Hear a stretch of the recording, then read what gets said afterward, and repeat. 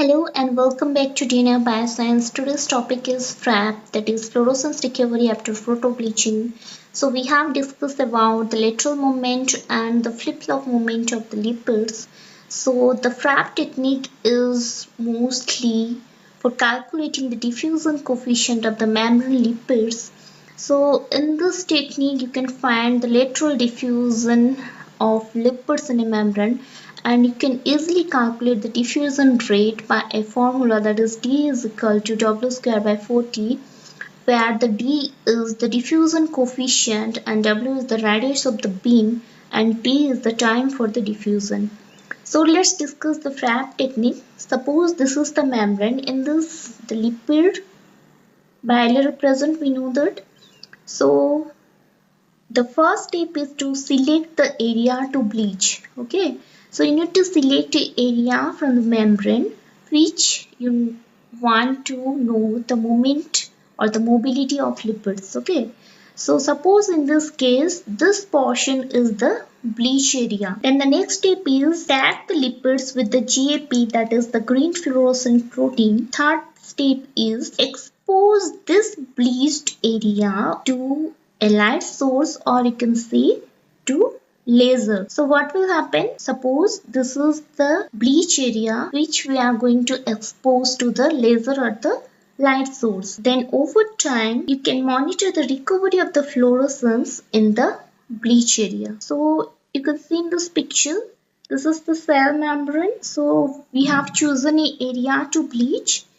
Then after some time we have seen that the diffusion occurs from which the fluorescence recovery can be monitored over the time. So in the x-axis it is the time for the diffusion, and in the y-axis this is the intensity, or you can see the fluorescence in the bleached area. So you can see that in the first the line is straight, that means the fluorescence is high in this case before the photo bleaching. But when we expose the bleached area to a laser or a light source, the fluorescence suddenly starts decreasing. Then over time the diffusion occurs and the fluorescence increases, as due to the lateral diffusion we can monitor the recovery of the fluorescence in that particular bleached area. So we can say this is the pre-bleach region, this is the bleach region, and this is the post-bleach region over the time. So Frap also used to monitor the proteins